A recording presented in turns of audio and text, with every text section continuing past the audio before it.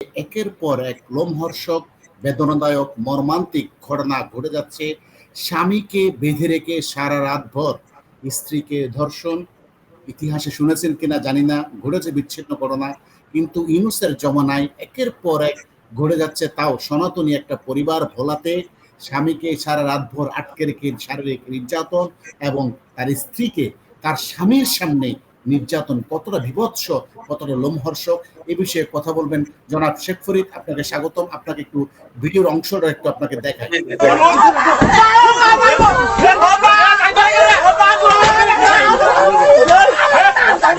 প্রিয় দর্শক, ইউটিউবের রেস্ট্রিকশনের কারণে বেশিক্ষণ দেখানো গেল না। আপনারা নিশ্চয়ই ইতিমধ্যে খবরটা জেনে গেছেন যে স্ত্রীকে বেঁধে রেখে, স্বামীকে বেঁধে রেখে স্বামীকে আপনারা দেখছেন মারধর করছে এবং স্ত্রীকে সারা রাতভর ধর্ষণ করেছে দলবদ্ধ হয়ে। কারা? বিএনপির নেতা জানা গেছে এবং কলেজ বিএনপি ছাত্র দলের নেতা সম্পৃক্ততার কথা আমরা জানতে পেরেছি। জনাব শেখ ফরিদ, দেশে কি চলছে আসলে? ধন্যবাদ আপনাকে।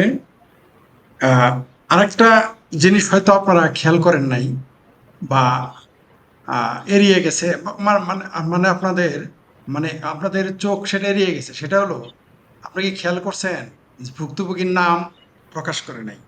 মানে যাকে ধর্ষণ করা হয়েছে এবং তার নাম কিন্তু প্রকাশ করে নাই। আপনি খেয়াল করছেন পুরো খবরটা? হ্যাঁ হ্যাঁ, নাম প্রকাশ করেনি। হ্যাঁ দেখতে পাচ্ছেন? মানে হ্যাঁ এখানে হ্যাঁ। আরেকটা জালিয়াতি যে করা হয়েছে, এখানে ভুক্তভোগীর স্বামীর নাম নেই এবং ভুক্তভোগীর নাম নেই। তাকে সারা রাত তার স্বামীকে বেঁধে রেখে এবং তাকে ধর্ষণ করলো এবং ৪ লক্ষ টাকা চাঁদা নিল এবং মারলো। মানে এখন আমরা সেই লোকদের, সাংবাদিকেরা এখন কোথায়? মানে আমি সাংবাদিকদের কথা বলবো না, তারা প্রকাশ করছেন বলেই তো আমরা জেনেছি। সেই সকল মানবাধিকার কর্মীরা এখন কোথায়, যারা পান থেকে চুন খসে পড়লেই বাংলাদেশের মানবাধিকার নিয়ে যারা চিৎকার চেঁচামেচি করতেন, তারা এখন তারা কোথায়? এখন জুলাই উৎসব করছে, জুলাই সনদ ঘোষণা নিয়ে ব্যস্ত তারা আছে, এখন জুলাই জুলাই উৎসব উৎসব করছে, করছে। ক্ষমতার মসনদ দখল নিয়ে ব্যস্ত আছে। আবার ওই মুরাদনগরে কি ঘটেছে জানেন? মুরাদনগরের সেই মেয়েটির, যাকে ধর্ষণ করেছে ফজর আলী নামের এক নেতা, বিএনপি নাকি আওয়ামী লীগের, সেই ফজর আলী কিন্তু তারকে কিন্তু ওই নারীকে কিন্তু মেডিকেল টেস্ট করে নাই। তাদের যে একটা টেস্ট করা হয়, তাকে সেই টেস্ট করানো হয় নাই, যাতে ভবিষ্যতে এই ফজর আলীর কোনো সাজা না হয়। এবং তারা হুমকি দিছে, যে হুমকি দিয়ে তাকে টেস্ট পর্যন্ত করতে দেয় নাই। মামলা করতে সেই সংখ্যালঘু সাহস পায় না। এই হচ্ছে দেশের অবস্থা, যে আপনি এই দেশে একটা ঘটনা ঘটবে, ধর্ষণ হবে, সেটা মামলা করার কেউ সাহস পাবে না। ওইটা তো গেল মুরাদনগর। আর এই যে বরিশালে ভোলার যে ঘটনাটা আপনি এখন বললেন, দেখালেন আমাদের, সবচেয়ে বিস্ময়কর ব্যাপার, সেখানে নাম বলতেছে না। তার মানে বুঝতে পারছেন তো বিষয়টা আরো কত ভয়ঙ্কর, আরো কত মর্মান্তিক। এই যে যে দেশে এগুলো চলছে, এগুলোর দায়ভার কি ডক্টর ইউনূস এড়াতে পারবে? এর দায়ভার কি এনসিপি গ্যাং, এই কচিকাচার গ্যাং এড়াতে পারবে? এর দায়ভার কি জামাত এড়াতে পারবে? এর দায়ভার কি বিএনপি এড়াতে পারবে? এর দায়ভার কি যারা তথাকথিত জুলাই আগস্ট আন্দোলন করছে তারা এড়াতে পারবে? কিন্তু একটা মানুষের মুখে দেখবেন টু শব্দটি নেই, সব মুখে কুলুপ দিয়ে বসে আছে। কারণ পাশে না আবার ইউনূসের বদনাম হয়, জামাতের বদনাম হয়, এনসিপির বদনাম হয়, বিএনপির বদনাম হয়, এই জুলাই আগস্ট আন্দোলনে বদনাম না হয়। কিন্তু টাক দিয়ে কি মাছ ঢাকা যাবে? আর কতদিন?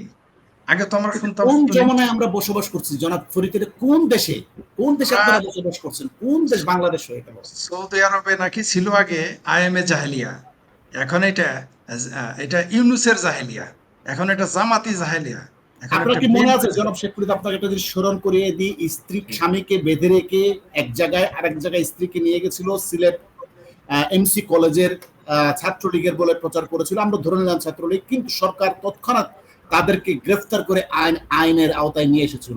এটা কিন্তু তার চেয়েও ভয়ঙ্কর। এটা স্বামীর সামনে স্বামীকে নির্যাতন করছে, ভিডিওতে আমি একটু দেখাচ্ছি। জি দেখেন। স্বামীকে নির্যাতন করছে এবং স্বামীর সামনে বউকে ধর্ষণ করছে দলবদ্ধভাবে। অর্থাৎ কতটা নির্মম, কতটা পৈশাচিক, আপনি কি একটু বলবেন? এটা একটা বাংলাদেশ এখন। আমরা আগে গল্পে শুনতাম মগের মুল্লুক, এখন তো মবের মুল্লুক। এখন মবের উপরে যদি কোনো শব্দ থাকে, সেটা আমাদের সামনে আনতে হবে। অভিধানে নতুন শব্দ যোগ করতে হবে, যে কতটুকু, মানে একটা দেশের, এই যে আপনি দেখতে পাচ্ছেন একটা নারীকে তার স্বামীকে বেঁধে পিটিয়ে তারপর সেই নারীকে ধর্ষণ করতেছে, তার স্ত্রীকে ধর্ষণ করতেছে, এবং আরো বলে দিয়েছে এটা কাউকে যেন না বলে। এই যে যে ভয়ঙ্কর কিছু ব্যাপার, আপনি দেখেন মানবাধিকার সংস্থা বলেন, দেশের আন্তর্জাতিক মানবাধিকার সংস্থা, সবাই এখন নীরব। কারণ কি? কারণ এখন তো জামাত ক্ষমতায়, এখন তো হিজবুতিরা ক্ষমতায়, এখন তো মুক্তিযুদ্ধের পক্ষের শক্তি ক্ষমতায় নেই, তাই এখন মানবাধিকার দরকার নাই, তাই এখন নারীর অধিকার দরকার। আর দেখেন মানবাধিকার ওই নারী ও সংগঠনগুলো এখন কোথায়? ওই যে কি যেন বাঁধন, তারপর কি আরো নাম, তারা এখন কোথায়? এই যে যে সকল নারীরা যখন লাল বিপ্লবী সেজেছিল, তাদের তো টু শব্দটি করতে না, দেখতেছি। না, এই যে ঢাকা ভার্সিটির সাইমা ফেরদৌস নাকি আসমান কাঁপে, আরশ কাঁপে, ঢাকা এখন তার খাট ঢাকার কাঁপে, কিন্তু তার আত্মা এখন আর কাঁপে না। এই যে আপনার অমানবিক এই যুগের নাম দেওয়া যায় ইউনুসিয়ার যুগ। ইউনুসিয়ার যুগ। ইউনুসিয়া, জাহেলিয়া ইউনুসিয়ার যুগ এটা। ইউনুসের জাহেলিয়াতের যুগ চলতেছে। এই 10 মাসের নাম দিতে হবে ইউনুসের জাহেলিয়াতের যুগ। যাদের কোলাবরেট স্টিক সেই ৭১-এর মতো জামাত, না, হেফাজত, একটু নামটা আগে দিতে হবে। জাহেলিয়াত ইউনুসিয়ার যুগ। জাহেলিয়াতে ইউনুসিয়া, জাহেল এই যুগ জাহেল চলতেছে। জাহেল ইউনুসের যুগ। তারা জাহেল একদিন আমার ইউনুসের যুগ। লাগে এই কাজ করেন না, আপনার ছোট বোনের মতন, কিন্তু আর আমার এইটা মানে নেই, আমার লাগে এই অত্যাচার করছে। আমাদের দোকান পাঠাই দিছে, লোক লই পাঠাই দেওয়ার পর এরা দরজা লাগাই দিয়েছে, দরজা লাগাই দিয়ে এরা ওই সামনের রুমে ছিল দুইজন, তিনজন ছিল এরা এদিকে আয় না, আর দুজন আমার আই একজনের চাইতে ধরে রাখছে মুখ চাইতে, আর একজন আমার লাগে শারীরিক সম্পর্ক করছে।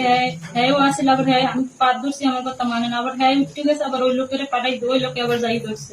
আর আমি কইছিলাম আপনাকে ছোট বোন যদি থাকতাম এরকম এই কাজ করতে পারতেন, আমার এটা করলে তোমার জামাইটা আমরা সাইডে দিন। পরে এই জায়গা থেকে বউ ফোন দিয়ে নিয়েছে, হ্যাঁ ফোন দিয়ে নিয়ে এরকম লোকজন নিয়ে হারে ধরছে, ধরার পরে আমার রাত্রে ফোন দিছে যে এই জায়গায় এরকম হয়েছে, জ্ঞানদাম হয়েছে, তুই কত পৈশাচিক, কত বর্বরতা, এটা কোন বাংলাদেশে আপনারা আছেন জনাব শেখ ফরিদ? আপনি ভাষা হারিয়ে ফেলেছি। আমি অনেক কিছু বলতে চেয়েছিলাম, মানসিকভাবে প্রস্তুতিও ছিলাম, কিন্তু এই সমস্ত কথা যখন শুনি যে পরিকল্পিতভাবে, এবং এই ধর্ষণগুলো কিন্তু পরিকল্পিত। আপনি দেখেন প্রথমে চাঁদা চাইলো, স্বামীকে মারলো, তারপর নিয়ে গেল। আমি এই যে আমি যখন পোস্ট দিতাম, আমি যখন বলতাম ফেসবুকে পোস্ট দিতাম, আপনার ইউটিউবে বা চ্যানেলে বলতাম, তখন লোকজন আমাকে পাগল বলতাম বেশি বেশি বলি, বানিয়ে বলি।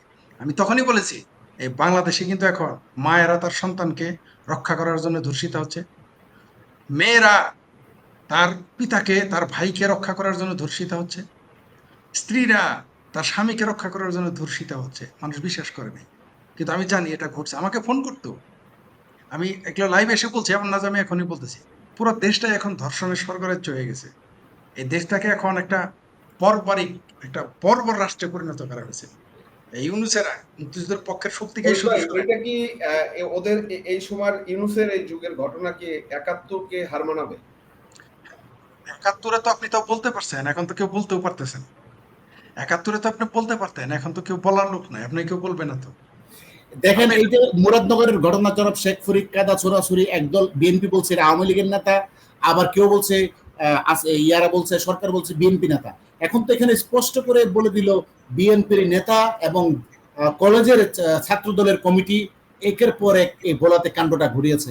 এখন কি কাটা ছোড়াছুরি আবার হবে? শোনেন, আমাদের প্রশ্ন তো কে বিএনপি কে আওয়ামী লীগ না, ধর্ষকের শাস্তি হইতে হবে। এরা এগুলো করা মানে কি, এগুলো বলা মানে কি, মানে হলো তারা দায় ভার এড়িয়ে যেতে চায়। কেন এরা বলতে পারে না ধর্ষক যেই হোক তার শাস্তি হবে? এই কথাটা কিন্তু মুখ দিয়ে কেউ বলে না। না, কেউ বলে না, কেউ বলে না। এই কথাটা কিন্তু কোনো বদমাইশ, কোনো জামাত, বিএনপি, সরকার কেউ বলে না। কেন বললেই তো হয় যে ধর্ষক যে হোক তার শাস্তি হবে, তাহলে তো লেঠা চুকে যায়, আমরা আলোচনা করতাম না। কিন্তু তারা একদিকে সংখ্যালঘু নির্যাতন করতেছে, এটা পরিকল্পিত। আমি বলছি তো মুক্তিযুদ্ধের পক্ষের শক্তি এবং যারা সংখ্যালঘু এই মুহূর্তে খুব বিপদে আছে, ৭১ সালের মতো বিপদ আছে। এবং আমিও বলেছি to be a minority in Bangladesh is a curse. আমি বলেছি যে সংখ্যালঘু হওয়া, হিন্দু হওয়া বাংলাদেশ অভিশাপ। আজকে আর শুধু সংখ্যালঘু না, আজকাল মুক্তিযুদ্ধের পক্ষে হলেও আপনি ধর্ষিত, আপনার পরিবারের, আমার পরিবারে যে কেউ ধর্ষিত হতে পারে, যে কেউ মবের শিকার হতে পারে। মব ভায়োলেন্স তো এখন একটা অস্ত্র। মব ভায়োলেন্স তো এটা পরিকল্পিতভাবে করতেছে ইউনূস সরকার। এটা ইউনূস সরকার না, আপনারা শুধু ইউনূস সরকার বলেন। আমি বারবার বলে আসছি, সেটা আমার জামালপুর সরিষাবাড়ি হোক, ঢাকা হোক, আর চিটাগাং হোক, রাজশাহী হোক, জামাত জড়িত। আপনারা তো বিশ্বাস করেন না, জামাত কিন্তু আমার কথা বিশ্বাস করেন না। জামাতে দেশের সকল ষড়যন্ত্রের সাথে যুক্ত। জামাত এইখানে না, মালয়েশিয়াতেও যুক্ত হয়েছে ষড়যন্ত্রে। এরা পরিকল্পিতভাবে এগুলো করতেছে। এই জামাতার এনজিওগ্রাম সরকার এগুলো পরিকল্পিতভাবে করতেছে এবং করবে। বিএনপি তো করবেই, তারা তো সবচেয়ে বড় দল।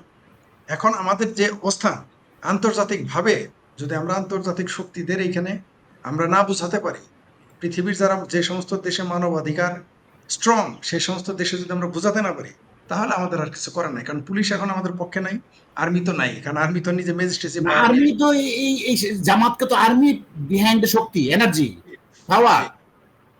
Army is the main power of Jamaat. জি জি, কোনো সন্দেহ নাই। আমরা শুনেছি, দেখেছি যে সেনাবাহিনী যখন মাঠে থাকে, একটা সিসকে চোরও পালিয়ে যায়, একটা মুরগি চোরও পালিয়ে যায়, গরু চোর পালিয়ে যায়। খুনি ধর্ষক তো দূরের কথা, আর এখন পুলিশের আর্মির ম্যাজিস্ট্রেসি পাওয়ার থাকার পরেও প্রকাশ্য দিবালোকে ধর্ষণ করতেছে, মারতেছে, পেটাইতেছে, কারোর কোনো কিছু দেখা নাই। আমি এই জন্য ব্যক্তিগতভাবে বলতে পারি, এগুলো পাকিস্তানি প্রেতাত্মা যারা আছে সেনাবাহিনীতে, এই প্রেতাত্মা, এই পাকিস্তানি বাচ্চাদের কাজ, এই পাকিস্তানি আর্মিদের কাজ, এরাই উস্কে আন্দোলন, এই ধরনের অপকর্মগুলো দেশে পরিচালনা করাচ্ছে। এর জন্য সেনাবাহিনী দায়ী কোনোভাবে এড়াতে পারে না, বরং তারাই করাচ্ছে। আমরা দেখতে পাচ্ছি তাদের ইন্ধনে এগুলো হচ্ছে। ধন্যবাদ জনাব শেখ ফরিদ। নিন্দা জানানোর ভাষা নাই। ধর্ষক যে হোক, তার পরিচয় একমাত্র ধর্ষক, তার বিচার হোক, এটাই আমি রাজনীতিবিদদের মুখে শুনতে চাই আমরা। ধন্যবাদ আপনাদেরকে। জি, ভালো থাকবেন। ধন্যবাদ দর্শকদের।